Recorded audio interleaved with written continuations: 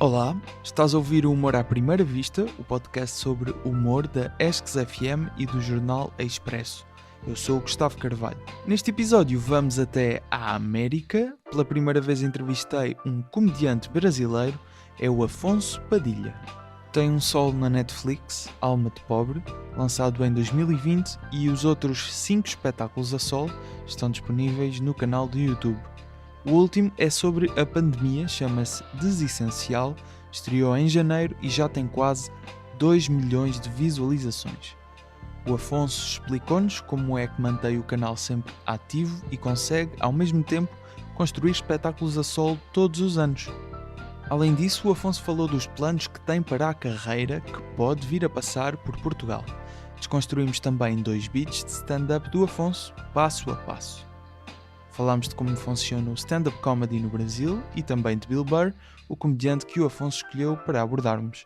Este episódio foi gravado à distância, via Zoom, a qualidade do som não é habitual, peço desculpa por isso. De qualquer forma, vale a pena ouvir as histórias do Afonso Padilha no episódio 37 do Humor à Primeira Vista. Segue o podcast em @humoraprimeiravista.podcast no Instagram. A entrevista começa já a seguir à bela voz do Tiago Filipe.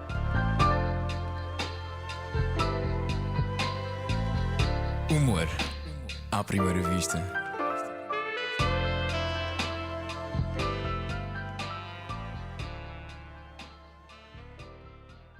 Afonso, muito obrigado por teres aceitado o convite. Estou muito contente por te receber aqui.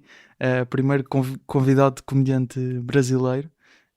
O primeiro? Primeiro brasileiro, exatamente. Olha Internacional, só, já bom. tínhamos tido o Gilmário Vemba, que é um comediante angolano. De resto era até agora só portugueses. Então Aham. é fixe começarmos a ter também pessoal aí do Brasil. E agora queria começar até com uma pergunta relativa ao teu trabalho que acabamos por ter acesso cá através do YouTube, que tu metes muitos conteúdos no YouTube. Eu não sei se consegues ver aqui, eu estive a fazer uma conta. Esta página é só números, é a duração de vídeo dos teus vídeos no YouTube de stand-up, porque nos últimos 6 anos tens posto quase semanalmente sempre vídeos no YouTube de stand-up, e eu tive só a contar esses. Não sei se tu tens ideia disto, mas tu tens... Não tenho a mínima ideia. Se calhar vai-te surpreender, mas tens 27 horas e 38 minutos de stand-up, que não, sem contar com solos, com compilações de fila de piadas, essas coisas. Só material Só de aqueles vídeo. soltos, exatamente. Só aqueles soltos. Caralho, é muita 27 coisa. horas. Isso dava... Minha Nossa Senhora. Isso eram 27 solos, no fundo. Não é? 27 Se solos. fosse fazer um solinho aí de cada 1 hora, dá isso daí, Exato. né? Cada um. Caralho, é muita coisa. Em 6 anos. Ou seja, isto se contarmos a partir do tempo em que começaste a pôr de facto coisas no YouTube, porque já tinhas feito stand-up antes. Mas a minha questão aqui, relativamente a isto, era devido a esta grande quantidade de stand-up que tu metes no teu YouTube, mas também tens solos, porque já tens 5 solos feitos. Tu tens que fazer uma seleção, obviamente, em termos do que é que entra para o solo e o que é conteúdo de YouTube. E tu no teu documentário que tens, que é o Alma em Teste, há lá uma parte quase no início em que tu dizes: eu queria, tenho que testar para o solo, que estavas a testar para o Alma de Pobre, mas também estavas inclinado a fazer um beat para o teu YouTube. Ou seja, como é que fazes esta gestão de alimentar o teu canal e produzir os teus solos? Como que eu faço a diferenciação? Cara, eu acho que é natural, assim, porque quando eu tô escrevendo um show que eu sei o que eu tô querendo, por exemplo, o Alma de Pobre, vamos pegar o exemplo que tá na Netflix e tal, ele tinha uma temática central. Então, materiais que eu criava, os beats, né, que vocês falam, que eu criava, que tinha a ver com o tema do solo, eu deixava para lá. Então, eu meio que separava. E qualquer outra coisa por fora era material que eu queria estar testando, porque é o exercício contínuo de continuar escrevendo, mesmo que não seja a ver com o que está sendo falado no momento, ali no solo. E aí também uma forma de alimentar, porque aqui no Brasil funciona, a gente começou a conseguir levar público por conta dos vídeos do YouTube. Então, as pessoas conhecem nosso trabalho lá, vão acompanhando, acompanhando, a ponto de chegar no momento que elas falam, ok, agora eu vou ir assistir ao vivo. Então, é uma necessidade, era e é ainda uma necessidade que precisa ser suprida para continuar tendo público. Então, eu tinha que fazer esse trabalho paralelo aí, e aí fui ajeitando conforme foi dando. Mas, por exemplo, se não pensarmos em alturas em que estás a fazer sessões de teste, que neste caso do Homem Pobre tu fizeste, sessões em que anunciaste que ias testar, não é? Quando vais, por exemplo, a uma noite de comédia ou um comedy club no Brasil, tu vais com a ideia, eu vou fazer este beat na minha atuação e vou gravá-lo para meter no YouTube, ou normalmente não é assim que funciona? Não, na verdade, eu não penso. Alguns materiais pontuais foi pensado para o YouTube, e o resto é sempre pensado como forma de stand-up. Nunca penso como vídeo ou como audiovisual, porque daí já vai estar virando um roteiro Claro. de audiovisual, e eu não sou, apesar de trabalhar como roteirista também, eu sou comediante stand-up e só faço tudo que faço por causa do stand-up. Então, eu sempre foco no stand-up. Depois de testado, depois de feito, eu vou ver qual é a real maturidade daquele material para eu querer ficar mais tempo fazendo ele, ou se é um material que eu gosto, mas não para ficar durante muito tempo, que eu Pontualmente, vou não é? colocar no YouTube, entendeu? Ok. Pelo que vi mais recentemente, tens um canal do YouTube que é os Cortes do Afonso, certo? Que são beats. Porque é que criaste esse canal paralelo àquele que já tens com também partes de stand-up?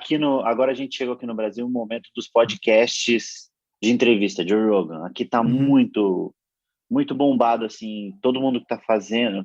Veio o Flow, aí teve o Podpah, teve podcasts daqui, podcasters, que certo? estão fazendo de entrevista. Só que o que dá mais visualização e o que está fazendo viralizar são os cortes desses podcasts. E aí eu vi que o meu canal tinha esse potencial para fazer corte para pessoas que não conhecem, não assistiram o vídeo todo.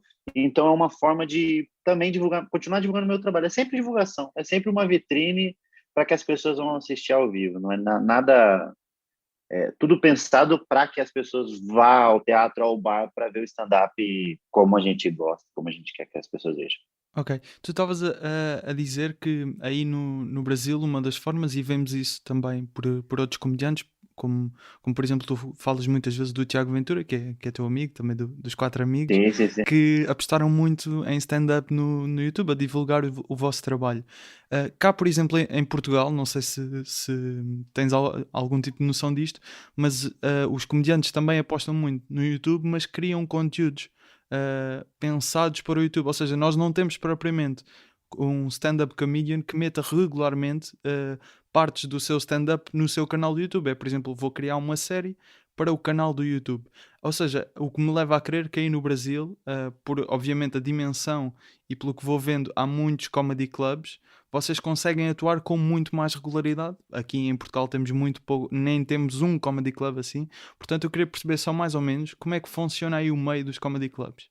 Eu acho que os comedy clubs, eu acho que veio pós essa movimentação de gente, de comediante stand-up alimentando vídeos no YouTube. Acho que isso veio pós. Quando os primeiros comediantes, o Rafinha, o Danilo, esses que trouxeram esse novo stand-up para a gente em 2003, 2004, eles vieram, eles colocaram no YouTube, mas ainda o YouTube não era o que era, não tinha esse acesso fácil que todo mundo tem. E aí eles foram para a TV, estouraram na TV e lotaram os teatros. A gente, essa geração minha, Thiago, tem quatro amigos, você tem a Bruna Luiz, tem muito comediante, muito. Não vou ficar falando que eu vou acabar esquecendo alguém, mas essa geração, a gente começou não iria para a TV, e a gente dificilmente teria um espaço lá. Então, o Thiago começou a colocar, a gente viu que era um movimento certo no Facebook, e aí eu também eu já colocava, mas não com uma regularidade, nem com tanta qualidade como o Thiago, e aí começando a colocar, e o Quatro Amigos começou a colocar, e todos os comediantes viraram os olhos para isso, então o Renato Albani, então você vai Se a gente colocar no YouTube, quer dizer que vai ter algumas pessoas assistindo, assim como assistiam os caras no CQC e nos outros programas que tinham comediantes de stand-up. E aí, assim, a gente achou o nosso meio de chegar nas pessoas. Quando isso virou, aí os comedy clubs começaram a surgir. Aí tinha o Comedians, que já era famoso, Uhum. que infelizmente Agora fechou, fechou, não né? foi? É uma tristeza do cacete isso aí. Fechou o Curitiba Comedy, que também já existia. Então, a gente tinha 4 aí comedy clubs que a gente já tinha meio como que era e como que era ter um comedy club. E aí começou a pipocar os comedy clubs pequenos, Clube do Minhoca, Acústico, você tem agora o Comedy Sampa acontecendo aqui, o Guardians, e aí começou a ter esse novo modelo de negócio, Porto Alegre Comedy Club, que eu sou do sócio, começou a ter esse novo modelo de negócio e aí só que aconteceu uma coisa boa, que foi ter comedy clubs, e ruim, porque tinha muito bar que fazia stand-up, muitos Uhum. bares. Então, esses bares começaram a parar de fazer e aí começou a meio que só ser comedy clubs, é só ter Ok. comedy club, o que é ruim, ó, o bom de ter comedy club e o ruim de estar parando os bares. Ou seja, você, quando tu dizes comedy club, ou seja, todas as noites há stand-up lá. É Um isso, bar de certo? comédia, exatamente, Sempre só isso. 100% comédia, Pois, de terça a domingo, só comédia exato. acontecendo. Aqui em E Portugal, aí, nós não temos, nós o que temos, nenhum. não temos nenhum. Já tivemos um, E por já que, ti- que não tem mais? Fechou? sim, na altura fechou. Penso que questões de má gestão, foi mais isso. Mas o que existe e tem começado a haver cada vez mais é noites. Por exemplo, há um bar que quinta-feira tem stand-up, há outro É, que o à Brasil era sexta. assim. O Brasil era Exato. assim. A gente não tinha comedy clubs, mas tinha noites espaçadas assim. Todas as terças-feiras no Rota do Sol. Tem bares aqui que antes da pandemia, que agora a gente não consegue balizar, mas Pois, antes da pandemia estava tipo há 10 anos fazendo todas as quintas-feiras no Bar do Rony, em Itaquera tem uma noite. Então todas as quintas-feiras há 10 anos acontecendo ok. tinha essa noite. E aí agora virou meio a do Comedy Club. Você sabe que isso daí sobre Portugal há um tempo atrás, durante agora esse tempo que a gente ficou parado, eu estava conversando, eu gosto muito daí de Portugal, todas as vezes que eu fui, sempre fui muito bem recebido e recebo muitas mensagens de gente que fala que acompanha meu trabalho, eu fico feliz pra cacete, né? Meu irmão mais novo mora aí, né? Foi fugido, Exato. mas mora em Lisboa. E eu tenho muita vontade de abrir um comedy club aí, eu tinha muita Olha, vontade, assim, não, de fazer este, realmente um comedy club, uma sim, casa de este, terça a domingo, stand-up, stand-up, stand-up, stand-up. e o meio, os comediantes e os fãs e os produtores dizem todos que era bom. Neste caso, este Comedy Club já não terminou, não fechou agora com a pandemia. Já foi há uns anos que existia e depois, na altura, fechou porque acho que má gestão do sítio.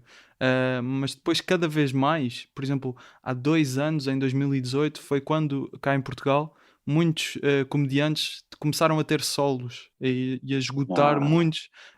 Foi um boom assim. E depois, agora com a pandemia, acalmou, obviamente. E vai agora, nós estamos em confinamento, no segundo confinamento, portanto, agora em abril será mais ou menos quando nós vamos sair do confinamento. Já estão a agendar mais ou menos alguns que tiveram que ser adiados, então as coisas estão a recuperar um bocadinho ainda. Vamos ver como é que aham. corre. Mas sobre isto dos comedy clubs ainda aí, dá para perceber, porque aqui nós de facto, como eu expliquei agora, nós não temos propriamente um comediante que consiga viver de atuar em comedy clubs. Aí isso existe, dá para viver só de atuar em noites de comédia e comedy clubs? Eu acho que depende de quanto que é o seu custo de vida, entendeu? Porque, sei lá, você pega no Comedy Club, no Hilários, que aqui tem dois, que é o nome do Hilários Comedy Club. Ele tem um no ABC, que é uma região um Isso pouquinho é mais São Paulo, afastada. certo? Isso, São Paulo. São Paulo é muito grande, é impressionante, assim. Então, tem um Comedy Club que chama Hilários ABC e o Hilários SP, que são os mesmos donos. Ok, Então, eles têm... Ontem eu fiz lá no Hilários ABC, o meu show solo, que é um bar, e hoje eu faço no Hilários SP. E eles estão abrindo mais um em São José dos Campos, que é uma cidade do interior, tipo Porto. ok, E aí eles estão abrindo mais um lá. Então, o comediante que faça lá, tipo, um show, um no Hilários SP, um no Hilários ABC, um no São José dos Campos, um no Clube do Minhoca. Em São Paulo, se o cara conseguir fazer os 5 comedy clubs, ele vai tirar, sei lá, R$ 1.500. E aí, R$ 1.500 você tem que ver se você consegue ver com isso. Mas é uma média só de comedy clubs ali que vai estar fazendo. Só que se é o comediante um pouco que já tem um pouco de público devido aos vídeos do YouTube, ao engajamento no Instagram, ele vai conseguir fazer show solo. Aí os shows solos vão dar um pouquinho mais, logo ele vai Claro. conseguir só sobreviver do circuito de comedy clubs. Mas ainda é uma coisa que está engatinhando aqui e só funciona ainda por conta disso de precisa de um comediante um pouquinho mais de relevância para trazer o público Para e as trazer, pessoas pois. irem. Ainda não é meio comedy club que as pessoas vão só por ir, como era o Comedians durante muito tempo. O Comedians foi assim. E o Comedians fechou devido à pandemia, foi isso? Devido à pandemia, e aí já vinha um pouco mais ruim das pernas, como a gente fala aqui no Brasil, já vinha um pouquinho balançando. Aí qualquer negócio, Pois. todos, né, os negócios que estavam mais para lá do que para cá, a pandemia veio e derrubou, né? Ok. Estes comedy clubs que tu dizes, os comedy clubs mesmo, não as noites só de comédia, são muito focados em algumas zonas do Brasil ou está bastante disperso? Porque o Brasil ainda é muito grande, mas nós cá, por exemplo, os comediantes do Porto dizem que sentem muita diferença, que Lisboa acaba por ser o foco, que tem que. No último episódio até falávamos disso com o Joel Ricardo Santos, que é um comediante da Zona do Norte. Ele dizia que ele sentia-se que tinha que afirmar em Lisboa. Isso também existe aí, por exemplo, que tens que ir a São Paulo e tem que correr bem, ou ao Rio, ou algo desse género? É São Paulo, São Paulo. São Paulo é a Lisboa, o que é para vocês aí, é São Paulo aqui. Tem comediantes no Brasil todo. A gente tem um comedy club em Porto Alegre, que também estamos tentando fazer uma cena. Lá, na verdade, não tem um comedy, o Porto Alegre Comedy Club, tem um Canoas e tem mais um que estão para abrir lá, que é um comediante, Gil Lisboa. Ele é um menino novo, mas é um menino que está correndo para cacete. Ele é sócio do Canoas lá e também está correndo atrás de movimentar a cena lá.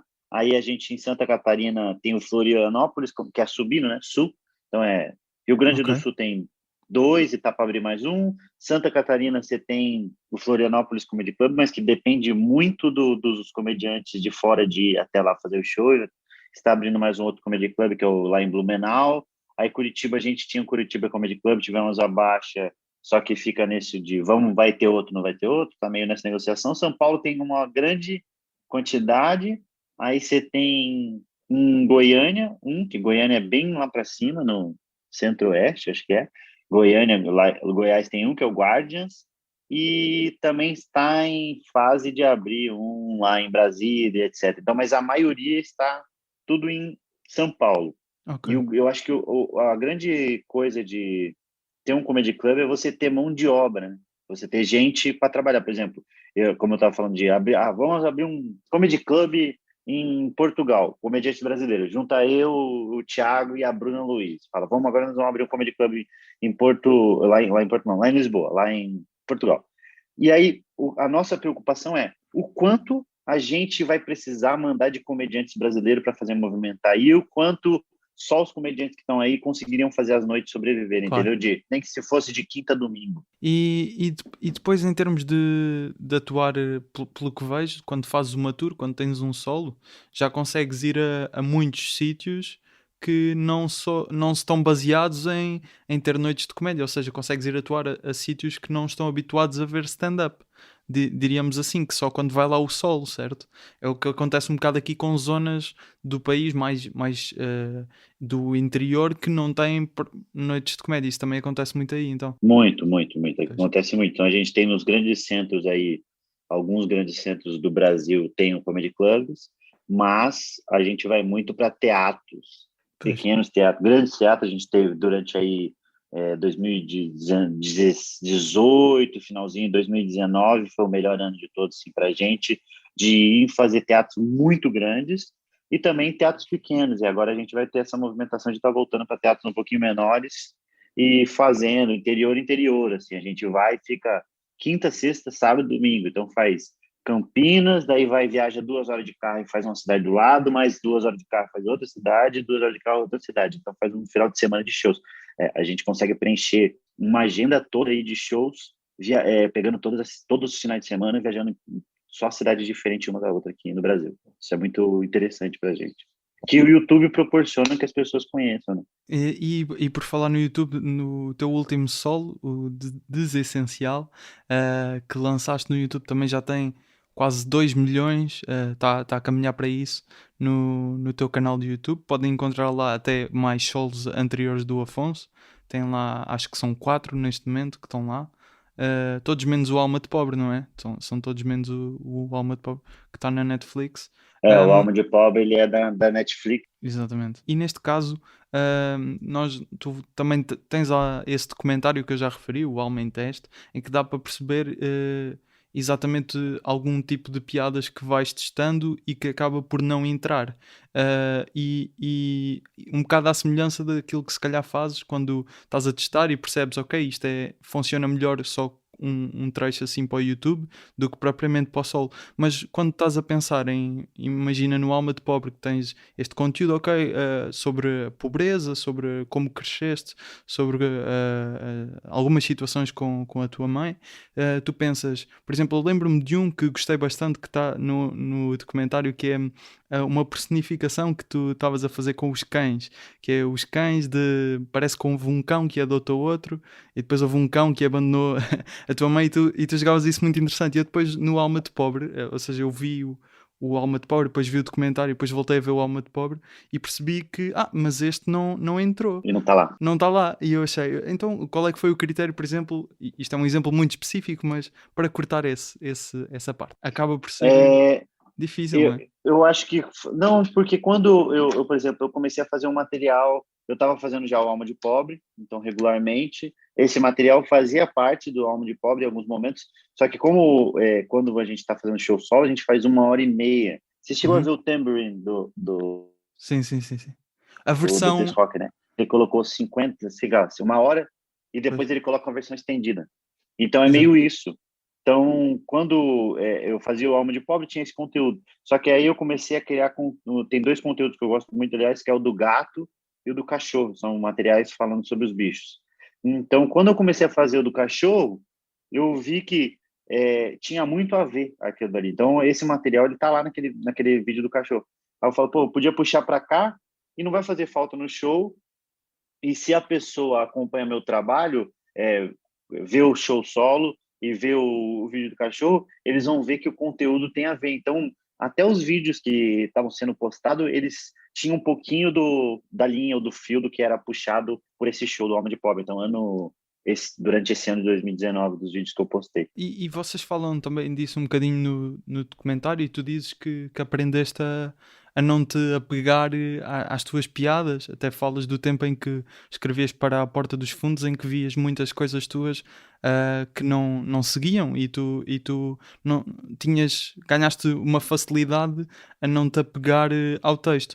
E depois o que mais me surpreende aí é que tu dizes, obviamente dá para perceber que produzes muito e escreves muito, estás sempre a escrever stand-up ou outras coisas como roteiros e outras coisas também vais tendo no canal, por exemplo um livro infantil que tiveste há pouco tempo, não é?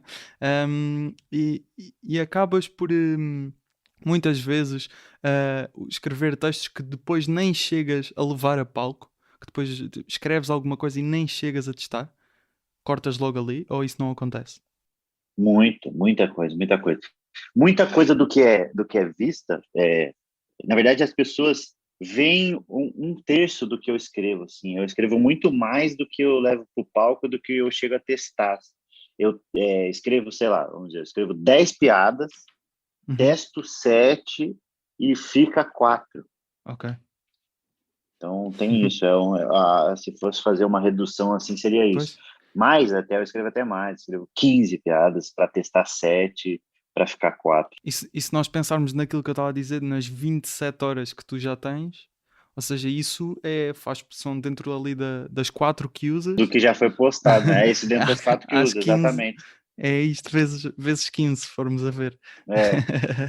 É meio doentio, né? Um pouquinho Pois é. doentio, assim, no fim das contas, se a gente for parar para pensar. Esse material que eu fiz agora de vacina, que está no meu canal, que está indo bem também, esse foi especificamente sabendo que eu faria ele para o YouTube. Em nenhum momento eu pensei em colocar ele dentro de um show solo, porque o contexto dele é muito agora. Claro. A gente precisa falar sobre esse assunto agora. E aí eu escrevi. Esse foi, acho que, um dos materiais que eu mais escrevi piada, assim, que nem cheguei a testar e que ninguém nunca vai nem ver, assim, que tem muita coisa que é ruim, tem muita coisa que é só muito difícil de ser falado de uma maneira que as pessoas vão entender, tem muita coisa que é só raiva mesmo. Então, eu escrevo tudo.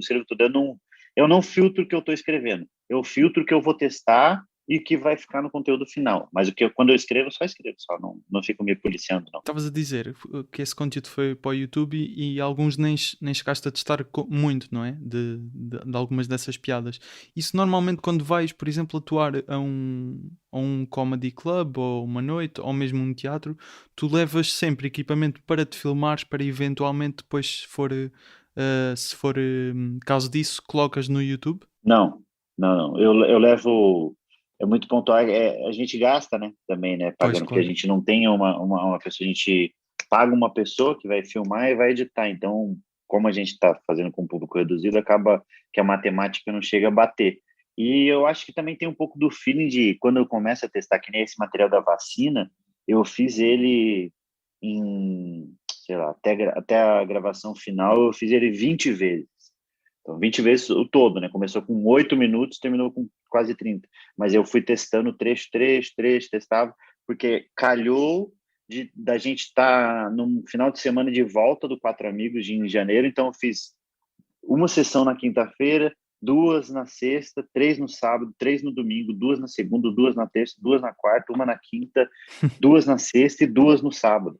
Porra. Então, foi tipo uma bateria, deu só testando esse material e testava, gravando áudio sempre no celular, volta, ouve, anota. Então foi tipo foi um trabalho de uma semana, que é pouco tempo quando se trata de stand-up, a gente sabe disso, mas o tempo e o jeito que eu me debrucei nele foi tipo como se eu ficasse, não mais, 10 dias só pensando 100% do meu tempo e olhando para esse material, literalmente, assim, porque eu saía do palco, eu ia ver, eu pegava alguma coisa para ler, eu gosto de ler, então lia alguma coisinha, assistia alguma coisinha, comia, e quando vê eu estava olhando de novo para o texto e falava, mas o que eu posso mudar aqui, qual a ordem, nananana, e fui fazendo. Então, aí lá quando foi uma semana depois, que eu comecei numa quinta e na outra quinta, aí eu gravei na quinta, eu gravei na sexta e eu gravei no sábado. Eu gravei os 3 dias, tanto que tem um pouquinho de cada, De cada. de cada dia ali. Isso é muito interessante porque, ou seja, tu numa semana consegues atuar 20 vezes, mas isso é uma semana em que Cheia, foi das mais esse, cheias, é isso? isso, isso. Ok, ok. Numa semana normal tens noção de mais ou menos, se estiveres a testar material a um ritmo normal, quantas vezes consegues atuar por semana? Então, agora, por Pois agora conta é da, uma. da, da pandemia, mas a Claro. gente voltou, se bem que a gente está voltando e os bares estão voltando. Então, por exemplo, eu tive show ontem, um show solo, fase de teste, que eu estou testando um novo show, estou testando um material que vai ser trabalhado em 2021, então eu fico fevereiro e março testando, então vai ser sempre fase de teste fevereiro e março. Ontem eu fiz 50 minutos, hoje eu faço 50 minutos, amanhã eu faço Quatro Amigos, que é uma entrada de 15 minutos, aí sexta e sábado eu vou estar em Goiânia, que é nesse Guardians, que é um comedy club ali, aí eu vou como convidado do menino que está movimentando a cena lá, que é um dos donos do Comedy Club, então eu vou para fazer 30 minutos, sei lá, 25 a 30 minutos. Então lá vão ser 2 sessões na sexta, 2 no sábado, eu volto para São Paulo e faço fase de teste domingo. Então foram 1, 2, 3, 4, 5, 6, 7, 8, quase 9 vezes, né? 8 a 9 vezes na semana, que é uma boa semana, É uma boa uma semana, semana pois. movimentadíssima. Essa questão de agora da pandemia que tiveram um tempo parados, pelo que eu percebi ali na altura, ou seja, tu em 2000 já foi em 2000, não, foi em 2000 sim, já foi em 2021 que o Desessencial saiu ou foi no final de 2020? Agora Foi no comecinho de 2021, foi porque no eu queria início deste lançar ano, pois. foi isso, janeiro, primeiro mês de E, 2021. e vocês no Brasil aí até ao início do ano de 2020, ou seja, antes da pandemia começar mesmo a sério, tu já estavas a preparar um novo espetáculo, certo? Um novo espetáculo Certo. que não já tinhas estreado esse espetáculo, ou não? Eu fiz janeiro e fevereiro fase de teste, que depois que o Alma de Pobre foi o primeiro que eu tive público suficiente para poder testar 50 minutos anunciando que eu estaria testando. Então, eu ia nos bares, testava pequenas coisas, pequenos beats, 12 minutos, 10 minutos, e depois eu juntava e fazia 50 minutos num lugar um pouquinho menor e juntava gente lá para ver eu testando esse material completo. E eu fiz isso no Alma de Pobre, fiz isso no Eu Não Tenho Maturidade, seria o nome do show, Eu Não Tenho Exatamente. Maturidade. E aí eu testei janeiro, testei fevereiro, em março eu comecei a turnê, então eu fiz um final de semana de shows, no final de semana seguinte tudo parou. Então Então, e cheguei a fazer um final de semana.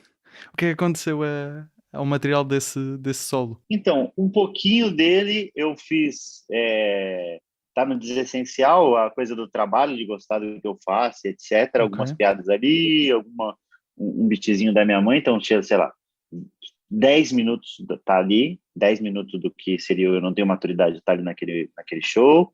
Aí o resto, aí tem coisas que eu coloquei, um pouquinho dele eu gravei no especial do Quatro Amigos de 2020, o material sobre eu ter dado o vibrador para minha mãe, também contando a história dos vibradores, né, de como chegaram até ele, dei uma pesquisada nisso.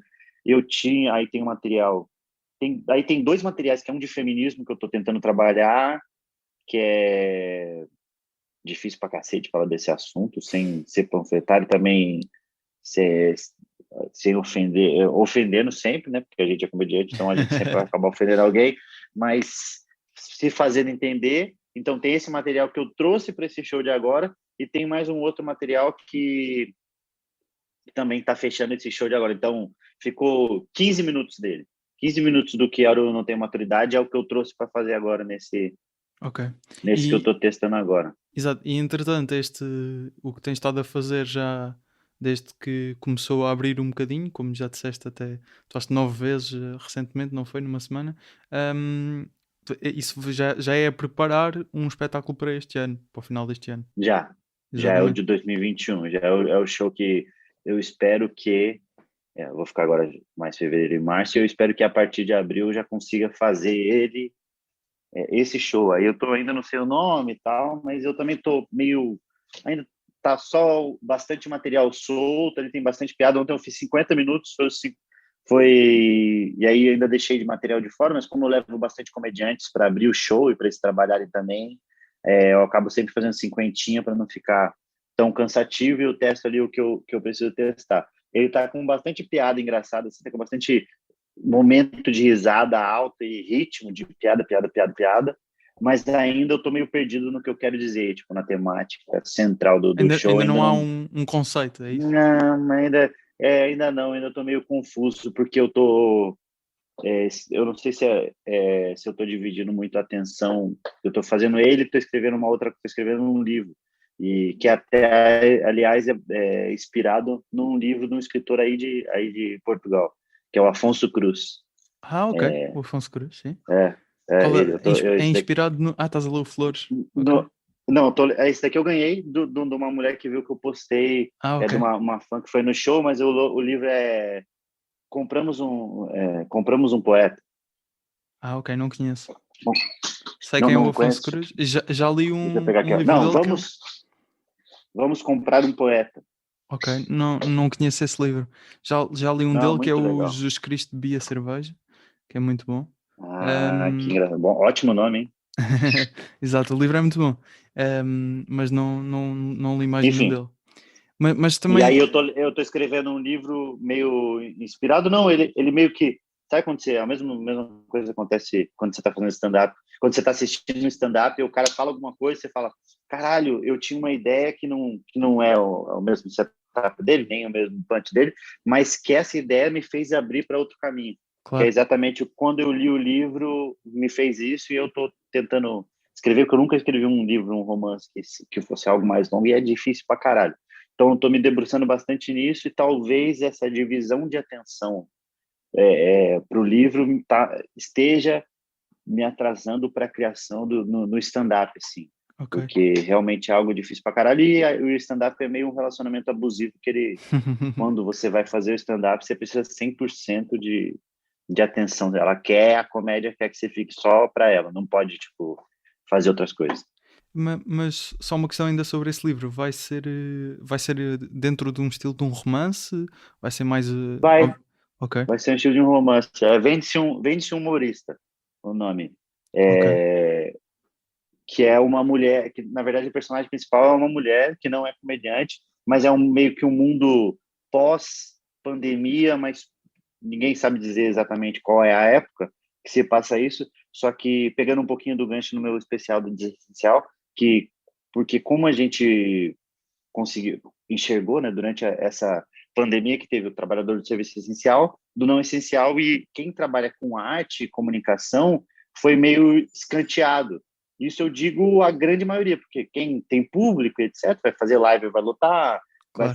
vai conseguir fazer as coisas ali, vai continuar nos holofotes, né? Vai conseguir as pessoas deem atenção para ela. Só que a grande maioria das pessoas que sobrevivem de arte são, quer dizer, na verdade, a grande maioria são as pessoas que são desconhecidas. Então, de cada 100 8 que é conhecido e 92 são pessoas que sobrevivem dos R$ 50 aqui, R$ 100 Claro. ali, R$ 200 ali, para no final do mês pagar as contas e não precisar trabalhar com outras coisas, trabalhar com arte. Aí é meio... Então, ficou só os artistas do mainstream funcionando, os outros foi tudo escanteados, que não viraram, foram para outra posição, foram colocados numa espécie de sebo. Tem sebo aí, que é de livros, uma loja que vende livros usados. Hum, a expressão percebe não me diz nada. Acho que não. Aqui no Brasil a gente chama de sebo. Então você vai, é uma livraria que só vende livros usados. Ok, nós dizemos livros em segunda mão. É É o isso. mesmo. Aqui a gente tem essa loja que chama isso, chama sebo. E Ok, aí lá é um lugar só com artistas, então só com poeta, mágico, comediante, você tem malabaristas, pessoas que ficaram sem profissão, mas que não foram trabalhar outras coisas que eles estão lá, meio numa vitrine para as pessoas comprarem. E aí essa mulher compra ok, esse estou a comediante e perceber. leva para casa. Parece uma boa premissa. E depois estás a pensar lançar esse livro também cá, em Portugal? Fica Tô já com toda certeza, com toda boa. certeza. Então fica já aqui o anúncio de que brevemente Afonso Padilha estreia-se nos romances. Mas voltando aqui à ideia do conceito do espetáculo que ainda estás à procura, por exemplo, eu não sei se isto aconteceu também com os teus outros solos, mas por exemplo, o Alma de Pobre tem um conceito tão forte que o que me dá a entender é que tu primeiro idealizaste o conceito e depois pensaste dentro deste tema, posso explorar estas piadas, ou não foi assim?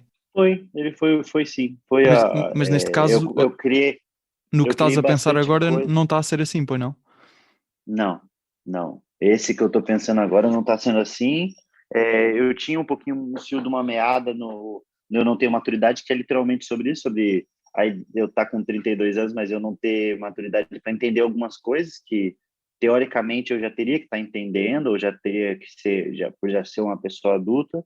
E aí eu tenho esse fio que eu ainda não cheguei a explorar. Eu tenho então, eu tô meio perdido exatamente no que eu vou fazer. O Alma de Pobre eu tinha, que é o você sai da pobreza, mas a pobreza não sai de você. De mesmo você continua, que você ganhe dinheiro, você vai continuar sendo pobre porque é uma coisa cultural e intrínseca, né? Porque Claro, desde que você se estende por gente, você foi pobre e é difícil você tirar isso de você porque é uma cultura, né? E aí eu tinha isso e a partir disso eu consegui criar um monte de vertentes de piadas ali, puxar histórias que já tinham acontecido para ilustrar essa temática. E agora nesse show ainda eu tô meio, não sei exatamente o que eu quero falar, porque eu cheguei num momento, desculpa, não, diz. só para finalizar, que eu cheguei num momento que eu não, eu quero dar mais opinião, uma opinião, quase não uma opinião, mas uma observação barra opinião ali com piadas, entendeu? Porque eu já falei muito de algumas coisas e eu acho que eu cheguei num momento que eu acho que o comediante chega de pô, ficar falando da minha vida, não sei se minha vida é interessante, assim, sabe? Eu Claro. quero fazer piadas que as pessoas consigam me acompanhar, mesmo se ela não tenha vivido sobre isso. E, e a minha pergunta era se nos outros solos, sem ser o Alma de Pobre, também tinhas sempre essa ideia de tenho aqui este conceito, vou fazer à volta, ou era um bocado como neste que estás a preparar agora de ir vendo o que é que surge com as piadas? Não, eu acho que sempre teve um conceito, sempre teve um ponto de partida. É que o Alma de Pobre, especialmente, ele ficou praticamente um show inteiro em torno daquela temática. Você pega, não está compensando ser adulto. Também tem uma temática central, que é não está compensando ser adulto, então estou em São Paulo, me perco toda hora, eu achei que eu conseguiria, então não está compensando ser adulto. Aí você tem o Espalhando a Palavra, que era sobre as pessoas terem, julgar pela aparência, etc. Então tinha esse fio central também, que ia para outros sets e fugia um pouco a temática, mas acabava sempre voltando pro tema central. Ok. Vamos falar um bocadinho do Bill Burr, que foi o comediante que tu aqui escolheste. Nós em cada episódio falamos sempre sobre algum comediante que o convidado admira. Neste caso, o Bill Burr, já mencionámos o Bill Burr algumas vezes. E aí, pelo que eu estive a ver, em termos de referências, acaba por ser muito parecido, tanto comediantes aqui em Portugal como aí no Brasil. O Bill Burr, o Dave Chappelle, obviamente que são sucessos mundiais e chegam a Mas o que todos. são bons, o que é bom é meio unanimidade, né? Claro, claro. E eles os dois têm muito disso, especialmente o Bill Burr e o Chappelle, são muito admirados diria, por todo o mundo. E neste caso, o que é que há no stand-up do Bill Burr que te faz ficar fascinado ou que te faz admirar o trabalho dele? Eu acho que é essa coisa dele conseguir defender coisas que parece ser indefensável e a certeza do que ele está falando, a confiança dele, o jeito que ele escreve, eu gosto muito de todo o conteúdo dele. Agora acabaram de postar, não postaram, não vão postar, tem um canal aqui no Brasil que eu não falo inglês, né? Mas tem alguns comediantes que tem um canal que chama Comédia com Legenda, então eu estou colocando bastante conteúdo legendado da Ok. galera gringa que a gente não tinha acesso. Ele mandou um especial do Bill Burr de meia hora, isso num da HBO de 12 anos atrás.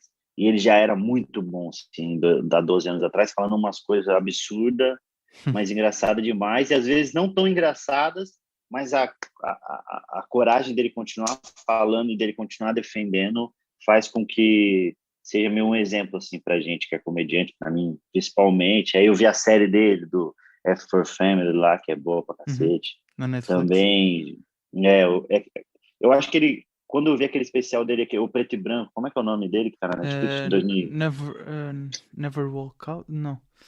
Ahm, mas é aquele Preto e Branco pá. dele, que é o Sim, sei, melhor. sei, sei, sei.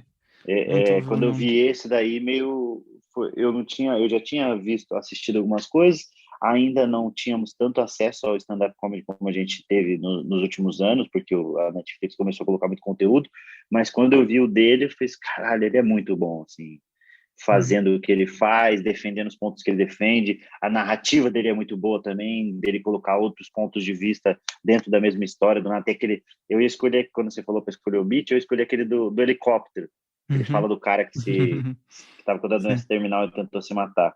Esse, para mim, é um dos melhores sets de stand-up assim, que tem, por conta do jeito que ele conta, dos pontos de vista que ele coloca. É do caralho ver ele fazendo isso. Eu gosto muito de ver ele fazendo. E Tem o Jim Gaffigan, eu gosto muito também, o Jim Gaffigan, que é um estilo por completamente conta diferente. das observações e do tanto de estilo totalmente diferentes. Mas, por exemplo, para mim, ano passado, os melhores shows que eu vi, acho que foi o dele, o do Jim Gaffigan, que ele fala de cavalo pra caralho, na Amazon, eu acho que é do ano passado. O dele, para mim, Ok. foi um dos melhores. Ou foi 2019, depois eu vou te mandar o nome. 2019 ou 2020. E e a Michelle Wolf. Então, eu fiquei entre Michelle esses, Wolf. Uhum. porque são a galera que atualmente eu estou mais consumindo. Eu ia falar o Dave Chappelle, mas é que Dave Chappelle, ele tá acima até do Bill Burr, de todos os outros Uhum. comediantes, na minha concepção, e do que eu assisto, de quando eu vejo ele fazendo, ele tá acima desses comediantes, assim, tipo, não consigo olhar para ele e falar, caralho, um dia eu vou ser igual esse maluco. Um dia eu vou vou estar no mesmo patamar que ele. Ele é um cara que eu não consigo. O Bill Burr, eu consigo falar, caralho, eu vou batalhar para conseguir chegar próximo do que ele faz. Chapelle é meio, não, não dá. É tipo, não Já é tem como. Deus. É visto como Deus. Para mim ele é muito referência, porque ele é foda demais. E aí, só que o Jim Gaffigan eu gosto muito, que é um estilo totalmente diferente, e a Michelle Wolf, para mim, é uma das melhores da atualidade, e atualmente também tá arregaçando. Eu gosto muito dela, mas o Bill Burr, sempre que eu vejo, me inspira muito. O solo do Bill Burr a que nos estávamos a tentar referir era o I'm Sorry You Feel That Way, que é o a preto e branco. Estive aqui à procura, é esse o nome. E no processo de edição, reparei que me esqueci de introduzir o beat do Bill Burr que o Afonso gostava de ter escrito. Vamos já a isso, mas antes aproveito esta interrupção para sugerir que, se chegaste até aqui, é porque deves gostar de comédia. Podes seguir o podcast em @humoraprimeira-vista.podcast no Instagram. E se quiseres pertencer a uma comunidade com acesso a alguns conteúdos exclusivos, basta enviares uma mensagem privada para aderires aos amigos chegados no Instagram. Agora sim, o episódio continua com um excerto do Bill Burr, escolhido pelo Afonso, sobre violência doméstica.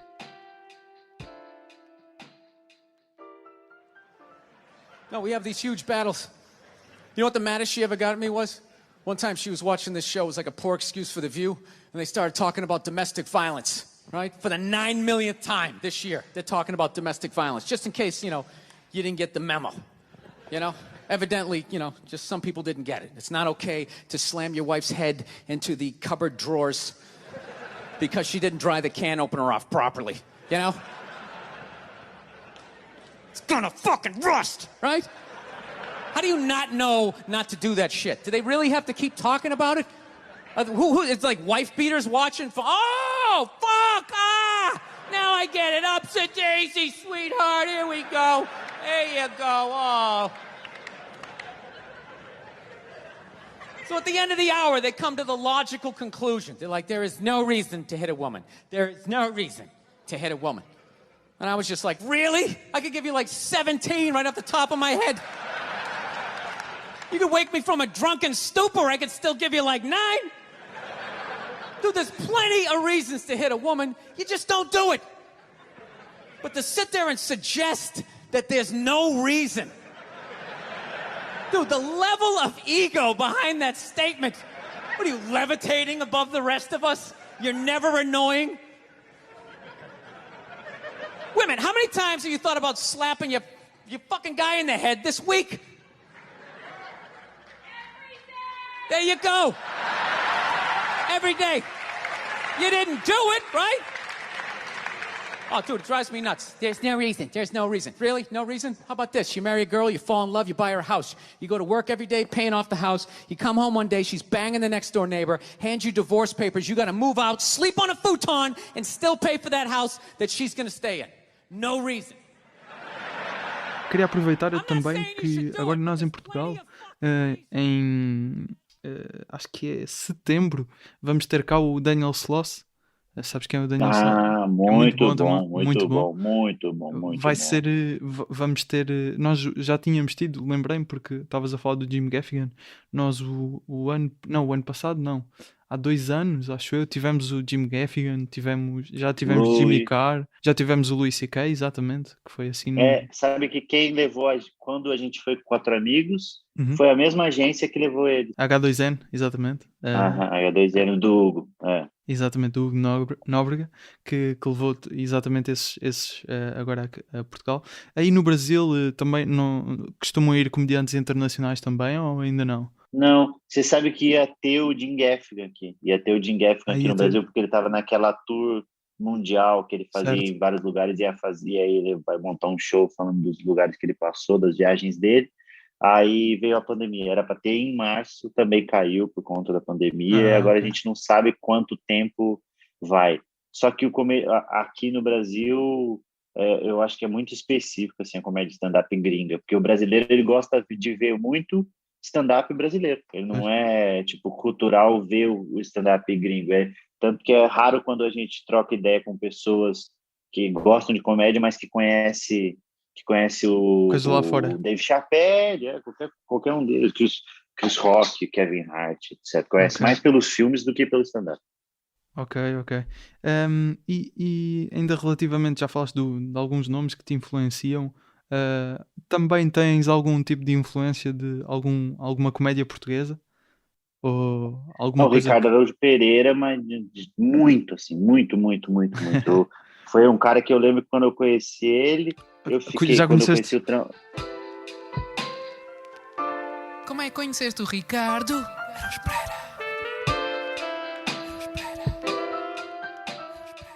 Já conheceste pessoalmente o Ricardo? Não Ah, conheci, não conheci. É um cara é que, que... se eu acho que eu conheci, eu vou até travar, assim, porque ele realmente eu vi muita coisa dele.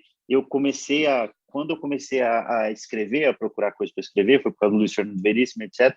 Eu acabei no YouTube descobrindo o Gato Fedorento. E Ok. aí, os relacionados do Gato Fedorento, sempre lá nos vídeos do lado, era do Levanta-te e Ri. Levanta-te e ri, sim. Tinha muito vídeo de stand-up. Então, eu tinha até mais conteúdo dos Levanta-te e Ri do que conteúdo de stand-up nacional nessa época, quando eu consumia. Então, Ok. assisti muito o Magrelo Cabeludo Nogueira, Bruno Nogueira, sim.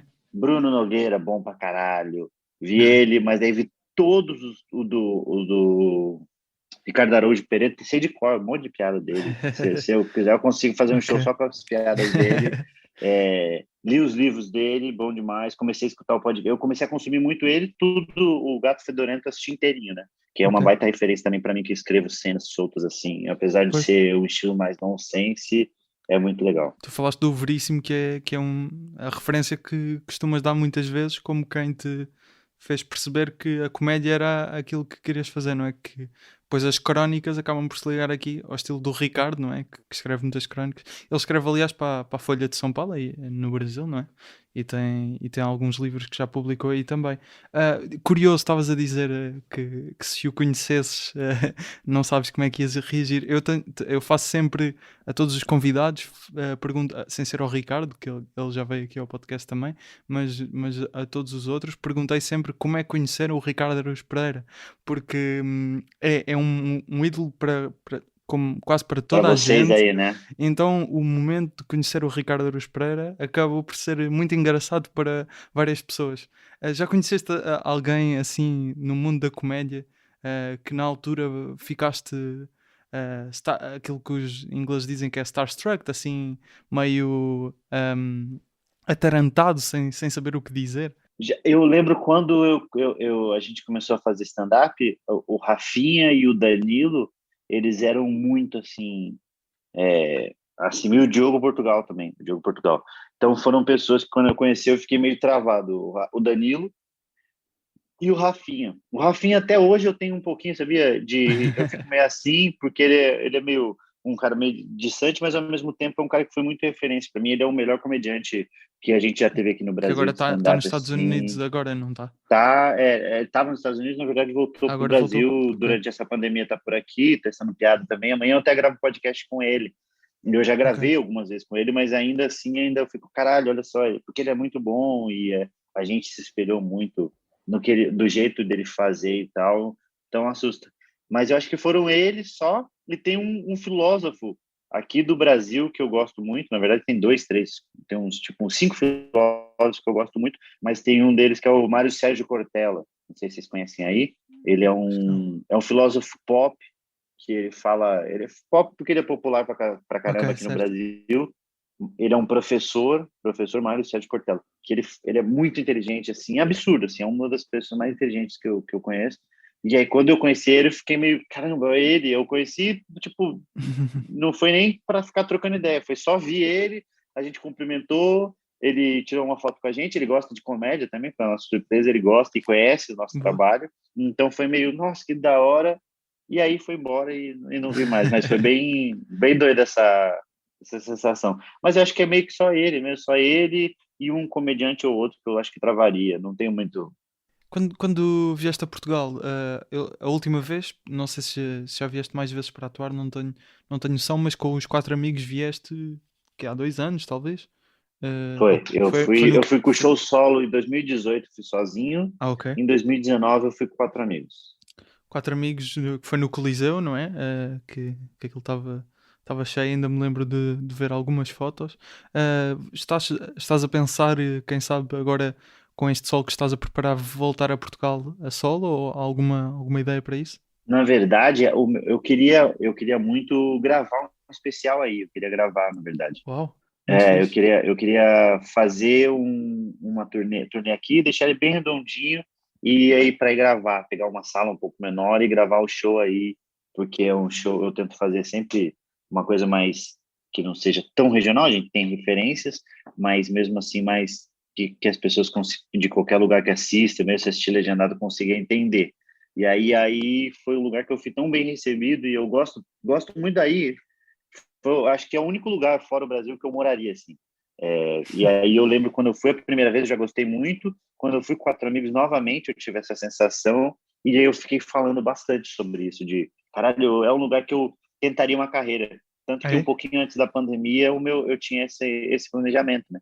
De ficar mais uns 3 anos, 4 anos aqui no Brasil. Eu tô com 32 agora, até os 35 no máximo, fixando, né, o trabalho que eu já venho fazendo há um tempo e tentando me lançar também como escritor e tal, porque eu gosto de escrever e sempre vou estar escrevendo. Então, a minha ideia é sempre um show novo, um livro, alguma coisinha nessa área, fazer meu trabalho amadurecer e fortalecer aqui, e para ir tentar uma carreira em Portugal também, para tentar um movimento de alguma coisa, porque eu gosto muito daí.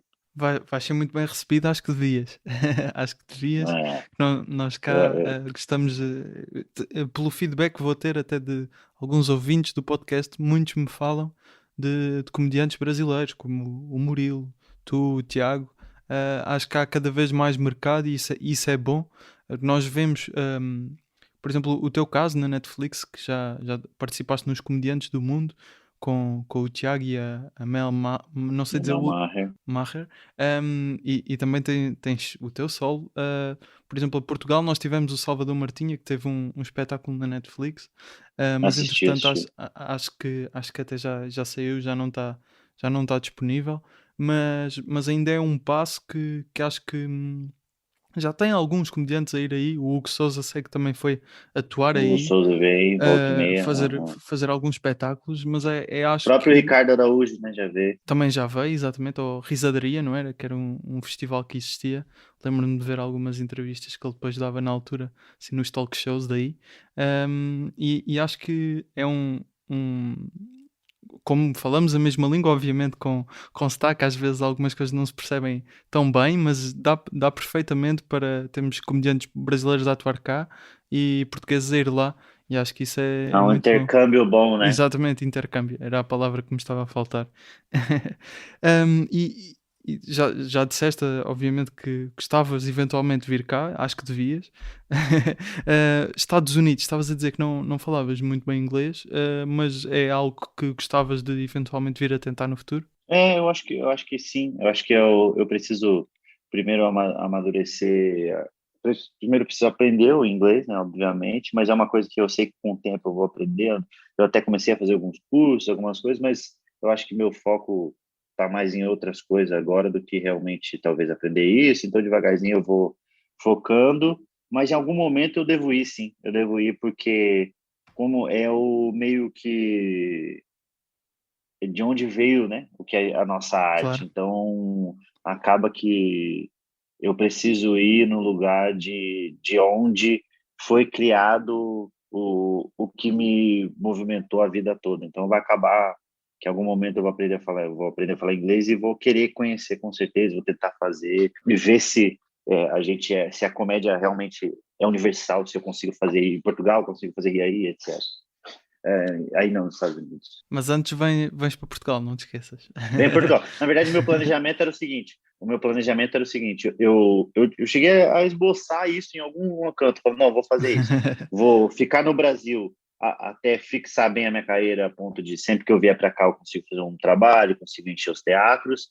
Vou para Portugal, fico um tempo ali e aí o meu plano era fazer uma carreira em Portugal e paralelamente aprender inglês aí, porque aí Claro, eu estou muito mais perto então na Europa eu consigo ir para Inglaterra fazer show, eu uhum, consigo, entendeu?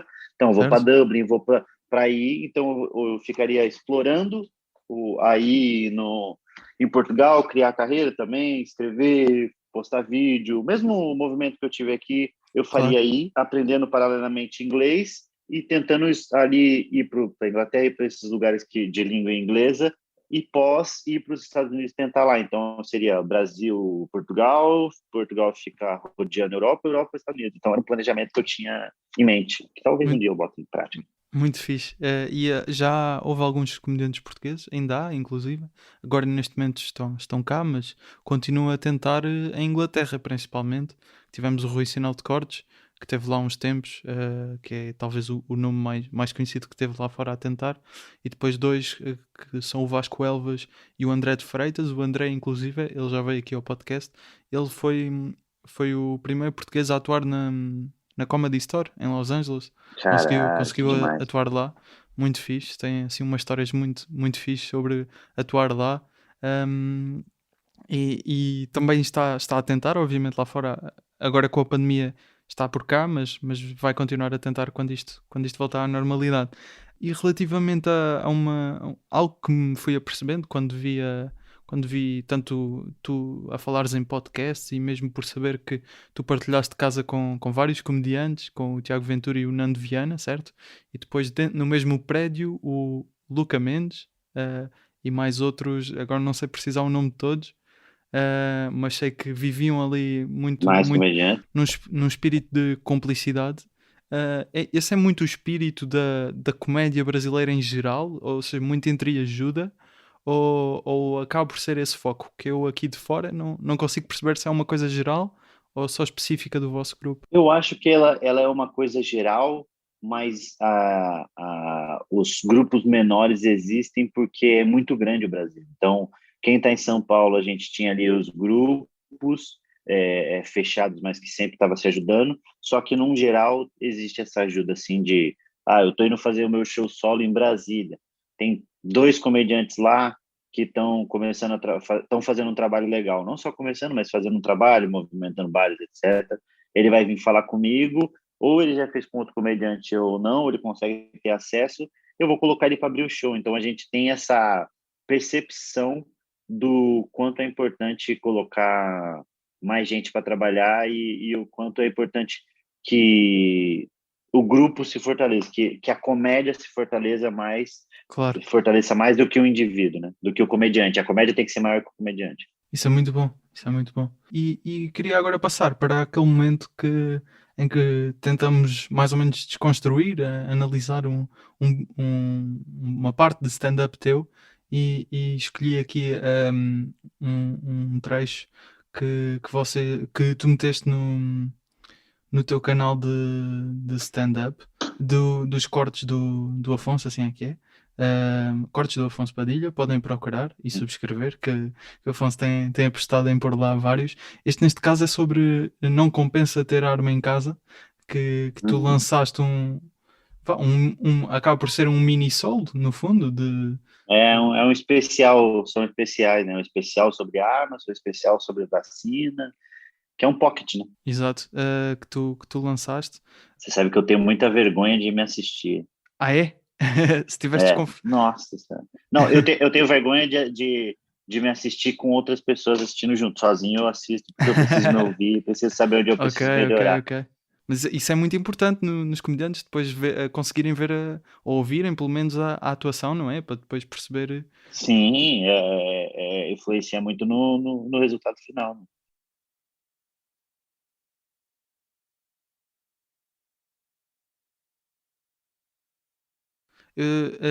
Queria só perguntar antes de começarmos a ver obviamente recomendo que vão ver tudo.